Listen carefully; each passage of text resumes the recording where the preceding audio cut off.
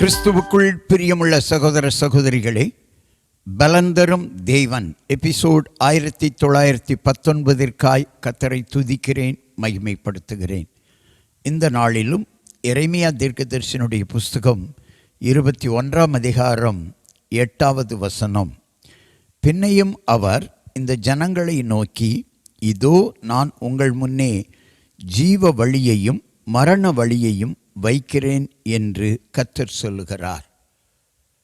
ஆண்டவர் 2 வழிகளை மனிதர்களுக்கு முன்னாக வைத்திருக்கிறார். ஒன்று ஜீவ வழி, இன்னொன்று மரண வழி. ஜீவ வழி என்பது பரலோகத்திற்கு நம்மை கூட்டிக் கொண்டு செல்வது. மரண வழி என்பது நரகத்திற்கு போகின்ற ஒரு வழி. இதை மனிதர்களே முடிவு பண்ணி கொள்ளட்டும் என்று ஆண்டவர் மனிதர்கள் மீது விட்டுவிட்டார். இன்றைக்கு உலகத்தில் அநேகர் மரண வழியைத்தான் தெரிந்தெடுத்து கொண்டிருக்கிறார்கள். ஜீவ வழியை அநேகர் விட்டுவிட்டார்கள்.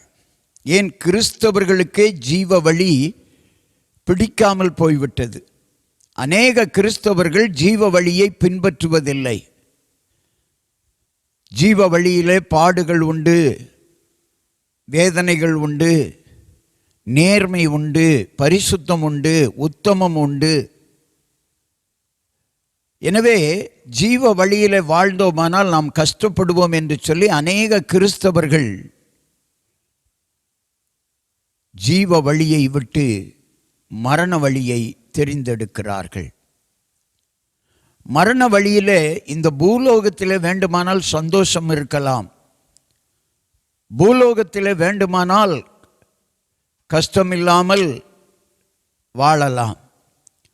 ஆனால் ஜீவ வழி பூலோகத்திலும் பரலோகத்திலும் சந்தோஷத்தை தருகின்றது.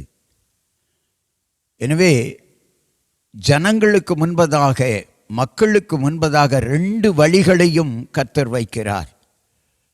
ஜீவ வழியும் வைக்கிறார், மரண வழியையும் வைக்கிறார். தெரிந்தெடுக்க வேண்டியது ஜனங்களுடைய பொறுப்பு. ஜீவ வழியை தெரிந்தெடுத்தால் பரலோகம், மரண வழியை தெரிந்தெடுத்தால் பாதாளம், நரகம். எனவே ஜீவ வழியை தெரிந்தெடுத்து வாழ ஜனங்கள் கற்றுக்கொள்வார்களாக. கண்களை மூடி ஜெபிக்கலாம். எங்களை நேசிக்கிற நல்ல தகப்பனே, ஜீவ வழியையும் மரண வழியையும் தெரிந்தெடுக்கிற பொறுப்பை மனிதர்களுக்கு கொடுத்து விட்டீர். ஜீவ வழி பரலோகத்திற்கு அழைத்து செல்லும். ஜீவ வழியிலே இடுக்கமான வாசல் இருக்கலாம், ஆனால் நிச்சயமாய் அது பரலோகத்திற்கு கூட்டி போகும். மரண வழி இந்த பூலோகத்திலே சந்தோஷத்தை கொடுக்கும், ஆனால் அதனுடைய பாதையும் அகலமாய் இருக்கும். அது நரகத்திற்கு, பாதாளத்திற்கு அழைத்து கொண்டு சென்றுவிடும். எனவே ஜீவ வழியை தெரிந்தெடுங்கள், பரலோக வாழ்க்கைக்கு ஆயத்தப்படுங்கள்.